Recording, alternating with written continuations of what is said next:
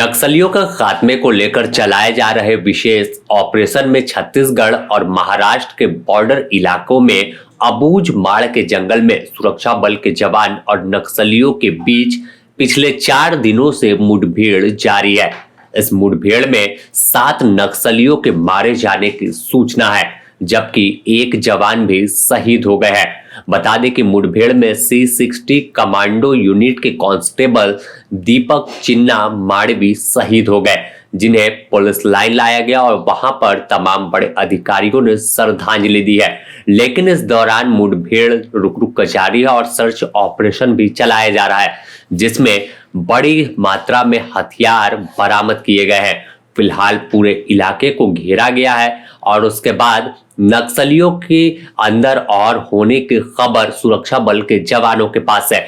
यही वजह है कि पिछले 3 दिनों से अब तक का सबसे बड़ा ऑपरेशन शुरू किया गया है और यहां पर नक्सलियों का खात्मे के बाद ही उनका ऑपरेशन अब खत्म होगा। बता दें कि मुठभेड़ के दौरान सुरक्षा बलों ने 7 नक्सलियों को मार गिराया है।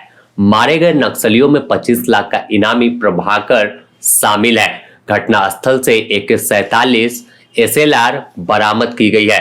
पिछले 3 दिनों से चल रही मुठभेड़ में पहले 3 नक्सली मारे गए और फिर 4 नक्सलियों के मारे जाने की पुष्टि हुई है।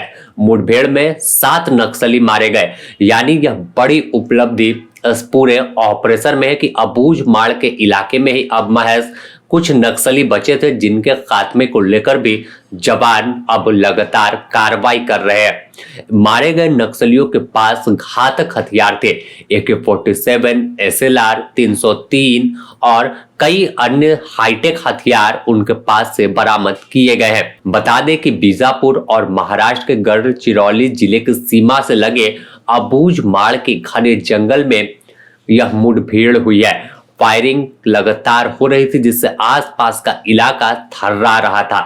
यह ऑपरेशन नक्सल गतिविधियों पर कैसे लगाम लगाया जाए, पूरी तरह से इस इलाके को नक्सल मुक्त कर दिया जाए, उसी कड़ी में यह कार्रवाई जारी थी। लेकिन इसी में दीपक माड़वी जो कांस्टेबल थे वो शहीद हो गए। वो महाराष्ट्र के रहने वाले हैं और नम आंखों से लोगों ने उन्हें विदाई दी है। ऐसे में अब जवान गुस्सा और भी उनका बढ़ गया है कि उन्होंने एक साथी को खो दिया है। तो आने वाले दिनों में साफ है कि और बड़े पैमाने पर कार्रवाई इस इलाके में देखने को मिल सकती है। तमाम अधिकारियों ने भी इस अपने जाबाज जवान को सैल्यूट किया और उनकी शहादत को सलाम किया कि नक्सल ऑपरेशन में कैसे डट कर सामना किया है। बता दें कि कांस्टेबल चिन्ना माड़वी 38 साल के थे। पहले वह मुठभेड़ में घायल हुए थे, जिन्हें हेलीकॉप्टर से एयरलिफ्ट कर भामरागढ़ के सब डिस्ट्रिक्ट हॉस्पिटल लाया गया, लेकिन वहां उन्होंने दम तोड़ दिया। उनकी शहादत की खबर सामने निकल कर आई। अभी इस पूरे मुठभेड़ में एक और जवान घायल है, जिनकी स्थिति फिलहाल खतरे से बाहर है और उनका इलाज अस्पताल में किया जा रहा है। लेकिन पूरी कार्रवाई को लेकर अब एक्शन और बड़ा होने वाला है और साफ तौर पर एक स्पेशल कमांडो टीम है जो पूरे चीजों को लीड कर रही है और इस छत्तीसगढ़ महाराष्ट्र के गढ़चिरौली इलाके से नई तस्वीर सामने आए। यहाँ पर नक्सलवाद का नामो निशान ना रहे, उसी दिशा में अब कार्रवाई आगे तेज होने वाली है। बता दें कि 31 मार्च 2026 नक्सलियों के खात्मे की डेडलाइन तय की गई है।